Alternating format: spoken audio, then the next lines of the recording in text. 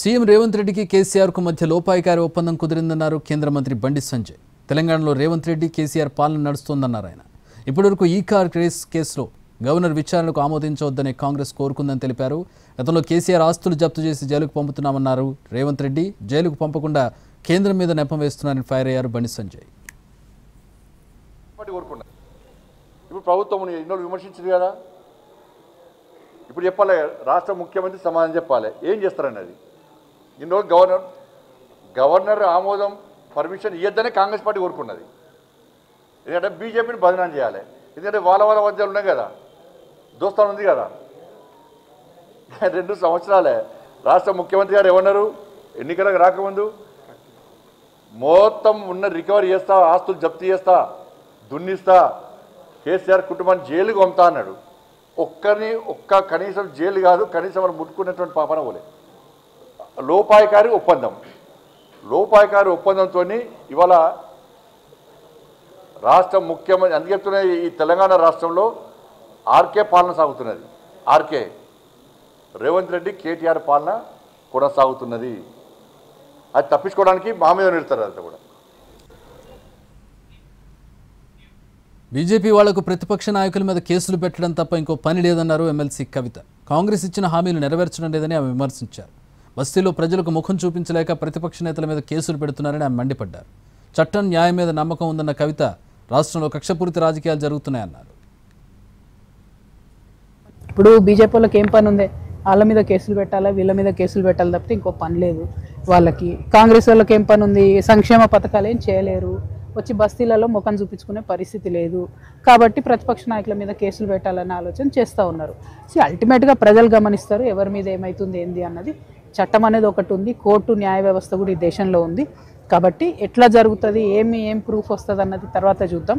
కానీ ఈ దేశంలో మాత్రం కక్షపూరితమైన రాజకీయాలు జరుగుతున్నాయనడానికి ఈ రాష్ట్రంలోనే అనేక ఉదాహరణలు ఉన్నాయి. నేను నంబర్ 1, ఇప్పుడు మిగతా వాళ్ళంతా నంబర్ 2, 3, 4. ఇప్పుడు బీజేపీ వాళ్ళకి ఏం పని ఉంది, వాళ్ళ మీద కేసులు పెట్టాలా, వీళ్ళ మీద కేసులు పెట్టాలి తప్పితే ఇంకో పని లేదు వాళ్ళకి. కాంగ్రెస్ వాళ్ళకి ఏం పని ఉంది, సంక్షేమ పథకాలు ఏం చేయలేరు, వచ్చి బస్తీలలో ముఖం చూపించుకునే పరిస్థితి లేదు. కాబట్టి ప్రతిపక్ష నాయకుల మీద కేసులు పెట్టాలనే ఆలోచన చేస్తూ ఉన్నారు. అల్టిమేట్గా ప్రజలు గమనిస్తారు ఎవరి మీద ఏమవుతుంది ఏంది అన్నది. చట్టం అనేది ఒకటి ఉంది, కోర్టు న్యాయ వ్యవస్థ కూడా ఈ దేశంలో ఉంది. కాబట్టి ఎట్లా జరుగుతుంది, ఏం ప్రూఫ్ వస్తుంది అన్నది తర్వాత చూద్దాం.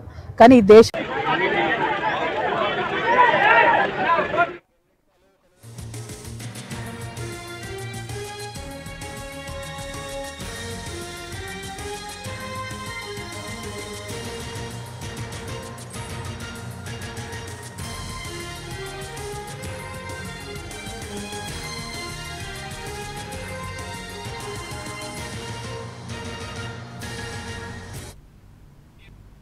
సీఎం రేవంత్ రెడ్డికి కేసీఆర్ కు మధ్య లోపాయికారి ఒప్పందం కుదిరిందన్నారు కేంద్ర మంత్రి బండి సంజయ్.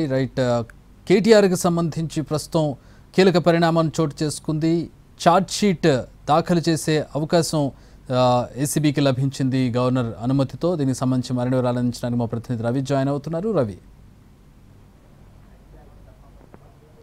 చక్రి, గవర్నర్ అనుమతించడంతో కీలక పరిణామం చోటు చేసుకునే అవకాశం కూడా ఉంది. ఎందుకంటే ఇప్పటి వరకు గవర్నర్ అనుమతి కోసమే వేచి చూశారు ఏసీబీ అధికారులు. గవర్నర్ కు లేఖ రాసిన తర్వాత 10 వారాల తర్వాత, అంటే 70 రోజుల తర్వాత గవర్నర్ ఇందుకు అనుమతి ఇచ్చారు. దీంతో వెంటనే ఛార్జ్ షీట్లు కూడా దాఖలయ్యే అవకాశం ఉంటుంది. ప్రజాప్రతినిధిగా ఉన్నటువంటి కేటీఆర్ పైన ఎలాంటి చర్యలు తీసుకోవాలన్నా ముందుగా గవర్నర్ అనుమతి అవసరం. కాబట్టి ఇప్పుడు గవర్నర్ నుంచి లైన్ క్లియర్ అయిపోయింది.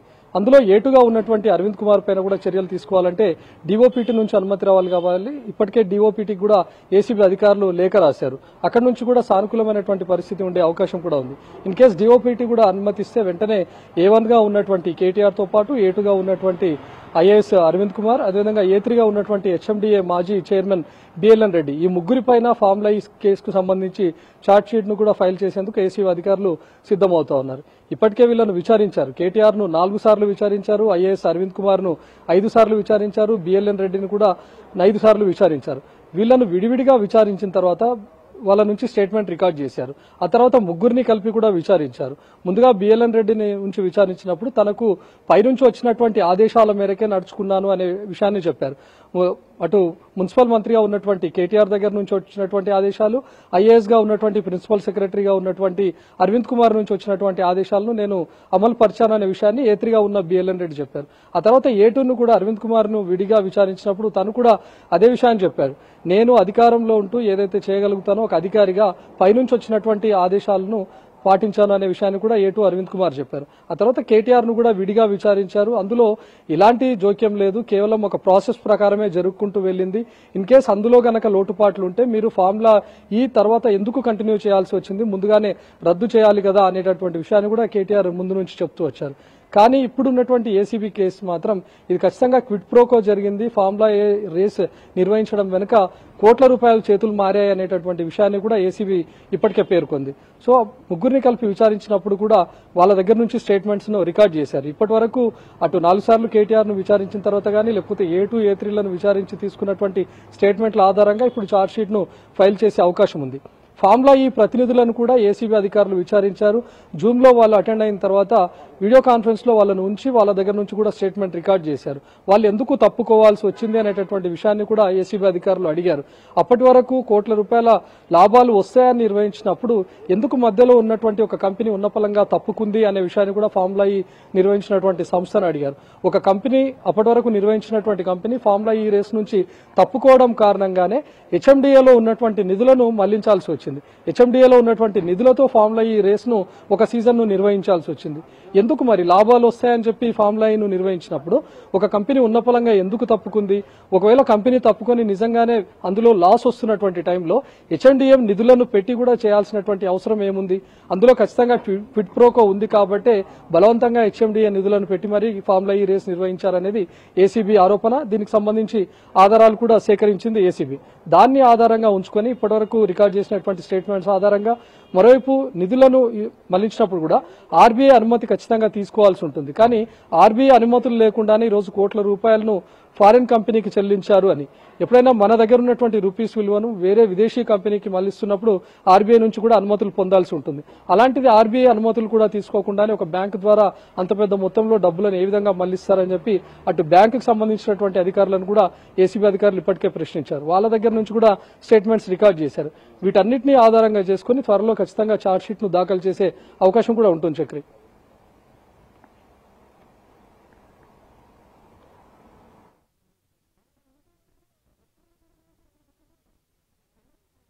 మనం చూస్తే ఇప్పటి వరకు కేవలం గవర్నర్ అనుమతి కోసమే వెయిట్ చేశారు. గవర్నర్ అనుమతి కూడా ఇమ్మీడియట్ గా విచారణ ఉన్నటువంటి టైంలోనే లభిస్తుంది. గవర్నర్ నుంచి అనుమతి వస్తే వెంటనే ప్రొసీడ్ అవుదామని అనుకున్నారు. అప్పటికప్పుడు A1, A2, A3గా ఎవరినైతే పేర్కొన్నారో ఆ ముగ్గురిని కూడా విచారిస్తున్నారు. కేవలం గవర్నర్ నుంచి విచారణకు అనుమతి రాకపోవడం వల్లనే కాస్త డిలే జరిగింది. కానీ ఈ గ్యాప్ లోనే మాజీ మంత్రి కేటీఆర్ చాలాసార్లు వ్యాఖ్యలు చేశారు. దీన్ని అంతా ఉద్దేశించి ఇదంతా ఒక లొట్టపీసు కేసు, మొత్తం నన్ను ఉద్దేశపూర్వకంగానే ఈరోజు కుట్రపూరితంగానే కేసులో ఇరికించాలని చూస్తున్నారు, కావాలనే విచారణకు పిలుస్తా ఉన్నారు. విచారణలో నేను పూర్తి స్థాయిగా సహకరించాను, వాళ్ళు అడిగినటువంటి ఆధారాలన్నీ కూడా అందులో ఉంచాను. వాళ్ళు నన్ను ఏం చేయలేరు, అందులో ప్రాసెస్ ప్రకారం ఉంది కాబట్టి ఈరోజు నన్ను ఏం చేయలేకపోతున్నారు. ఇది కంప్లీట్ గా లొట్టపీస్ కేసు అని పదే పదే మాజీ మంత్రి కేటీఆర్ కూడా చెప్పారు.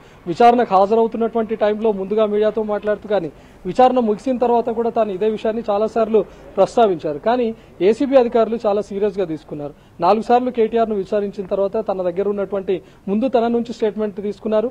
A2, A3 ఇచ్చినటువంటి స్టేట్మెంట్ ఆధారంగా వాటిని ఆధారాలుగా ఉంచి వాటిని వాగ్మూలంగా ఉంచి మరోసారి కేటీఆర్ ను కూడా ప్రశ్నించారు. సో ఇంత జరిగినప్పుడు వీటన్నిటిని స్టేట్మెంట్స్ రికార్డ్ చేశారు కాబట్టి వాటిని ఆధారంగా చేసుకుని ఎప్పటి అయితే గవర్నర్ నుంచి అనుమతి వస్తుందో అప్పుడు ప్రొసీడ్ అవుదామని చెప్పి ఏసీబీ అధికారులు వెయిట్ చేశారు. కాబట్టి 70 రోజుల తర్వాత ఈ రోజు గవర్నర్ నుంచి క్లియర్ వచ్చింది. గవర్నర్ అనుమతి ఇవ్వడంతో ఇప్పటికే విచారించినటువంటి స్టేట్మెంట్స్ ఆధారంగా ఛార్జ్ షీట్ ను నమోదు చేసే అవకాశం ఉంది. ముఖ్యంగా A2 గానీ A3 గానీ వీళ్ళు చెప్పినటువంటి టైంలో పైనుంచి వచ్చినటువంటి ఆదేశాలను మేము తూచా చెప్పకుండా పాటించాము అనేటటువంటి విషయాన్ని A2 చెప్పారు. A3గా ఉన్నటువంటి హెచ్ఎండిఏ మాజీ చైర్మన్ బిఎల్ఎన్ రెడ్డి కూడా ఇదే విషయాన్ని చెప్పారు. హెచ్ఎండిఏ నిధులను ఎందుకు మళ్లించాల్సి వచ్చింది, తన పైన ఎవరైనా బలవంతం ఉందా, ఎవరైనా ప్రెజర్ పెట్టారా అనేటటువంటి విషయాన్ని ఏసీబీ అధికారులు బిఎల్ఎన్ రెడ్డిని అడిగారు. బిఎల్ఎన్ రెడ్డి కూడా ఇదే విషయాన్ని చెప్పారు. హెచ్ఎండిఏ మాజీ చైర్మన్ గా లేకపోతే అప్పుడు తనకున్నటువంటి అధికార హోదాలో పైనుంచి వచ్చినటువంటి ఆదేశాలను మాత్రమే అమలు పరిచాను. ఎంత డబ్బును రిలీజ్ చేయాలి అని చెప్పి హెచ్ఎండిఏ అకౌంట్ నుంచి మళ్లించమన్నారో అంతే డబ్బును రిలీజ్ చేశాననే విషయాన్ని A3గా ఉన్నటువంటి బిఎల్ఎన్ రెడ్డి చెప్పారు. అక్కడ నుంచి వచ్చినటువంటి ఆదేశాలు A2 A1 నుంచి వచ్చాయనే విషయాన్ని చెప్పారు. ఈవెన్ A2గా ఉన్నటువంటి అరవింద్ కుమార్ కూడా అదే విషయాన్ని చెప్పారు.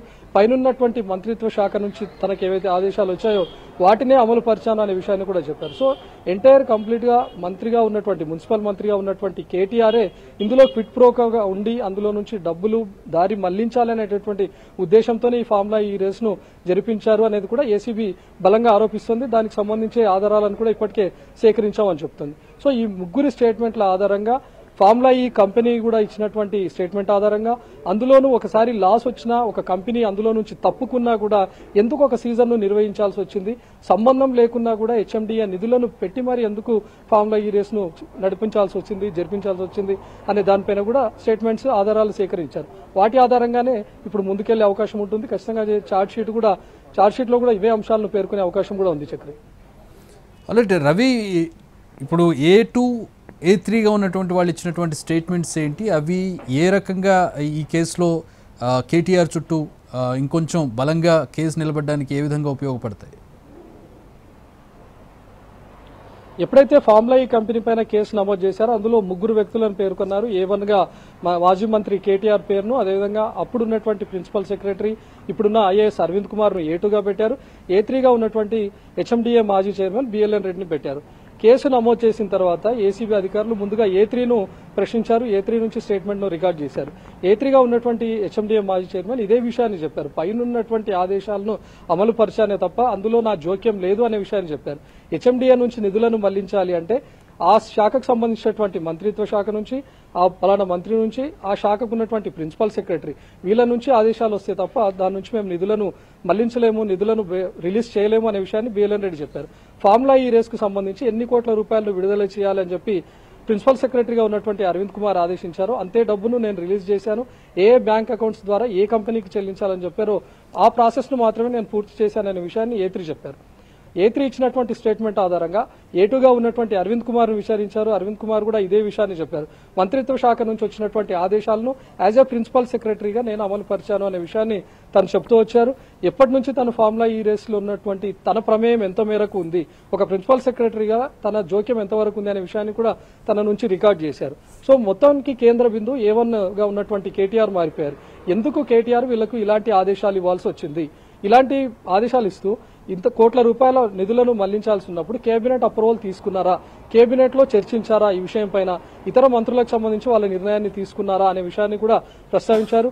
ఆర్థిక శాఖ నుంచి కూడా నిధులు మంజూరు అవ్వాలి, ఆర్థిక శాఖ నుంచి కూడా ఫినాన్స్ డిపార్ట్మెంట్ నుంచి కూడా అప్రూవల్స్ ఉండాలి. మరి ఈ విషయాన్ని మీరు నిధులు రిలీజ్ చేస్తున్నారనే విషయాన్ని ఆర్థిక మంత్రికి తెలుసా, తన నోటీసులో ఉందా, సో కేబినెట్ లో అప్రూవల్ ఉందా అనే విషయాన్ని కూడా A1గా ఉన్న కేటీఆర్ ను ప్రశ్నించారు. సో కేటీఆర్ దగ్గర నుంచి స్టేట్మెంట్ రికార్డ్ చేసినప్పుడు కూడా నేను ఒక ప్రొసీజర్ ను ఫాలో అయ్యాను అనే విషయాన్ని చెప్పారు తప్ప ఎందుకు A2 A3లకు ఈ స్థాయిలో ఆదేశాలు ఇవ్వాల్సి వచ్చింది, ఎందుకు కేబినెట్ అప్రూవల్ లేకుండానే ఫార్ములా నిధులు మళ్లించాల్సి వచ్చింది, ఒక ఫారెన్ కంపెనీకి కోట్ల రూపాయల నిధులను మళ్లిస్తున్నప్పుడు RBI అప్రూవల్ తీసుకోవాలనే విషయాన్ని తనకు తెలుసా లేదా, ఒకవేళ తెలిస్తే దాన్ని ఎందుకు విస్మరించారు అనే విషయాన్ని కూడా ఏసీబీ అధికారులు ప్రశ్నించారు. ఇదంతా తను చెప్తున్నటువంటి ప్రకారం ఫార్ములా జరిపినటువంటి ప్రాసెస్ సరైందే అయినప్పటికీ తను ఎప్పుడైతే నిధులను మళ్లించినటువంటి వాటిలో ఒక ప్రొసీజర్ ను పాటించలేదు, ముందుగా కేబినెట్ అప్రూవల్ తీసుకోలేదు, ఆర్థిక శాఖకు నుంచి అప్రూవల్స్ తీసుకోలేదు, ఆ తర్వాత RBI నుంచి అప్రూవల్స్ తీసుకోలేదు, RBI గైడ్ లైన్స్ కు విరుద్ధంగా ఈ రోజు డబ్బులను మళ్లించారు. సో వీటన్నిటి విషయాలపైన తనకు అవగాహన ఉందా లేదా ఇవన్నీ తెలిసే ఈ పని చేశారా అనే విషయాన్ని కూడా కేటీఆర్ ను ఏసీబీ అధికారులు ప్రశ్నించారు. సో తాను ఇచ్చినటువంటి సమాధానాల ఆధారంగా కూడా ఏసీబీ ఇప్పటికే ఆధారాలు సేకరించింది. ఇదంతా చట్ట విరుద్ధంగా జరిగినటువంటిది అని కూడా ఆధారాలు సేకరించింది. కాబట్టి మూల బిందువుగా ఇప్పుడు ఎంటైర్ ఈ ప్రాసెస్ అంతా కూడా ఈ రోజు క్విట్ ప్రోకో జరిగింది. కోట్ల రూపాయల నిధులు మళ్లడమే కాకుండా, నిబంధనలకు విరుద్ధంగా కోట్ల రూపాయల నిధులు దారి మళ్లడమే కాకుండా అందులో క్విట్ ప్రోకో కూడా జరిగింది. ఫార్ములా ఈ రేసు జరపడం ద్వారా కేటీఆర్ కు అదనంగా కొంత డబ్బులు కోట్ల రూపాయలు వచ్చి చేరాయనే విషయాన్ని కూడా ఏసీబీ బలంగా ఆరోపిస్తోంది. దానికి సంబంధించి ఆధారాలు కూడా సేకరించారు. కాబట్టి ఎంటైర్ కేటీఆర్ చుట్టూ ఇప్పుడు ఉచ్చు బిగించుకున్నట్లే Chakri. All right, thanks for the updates Ravi.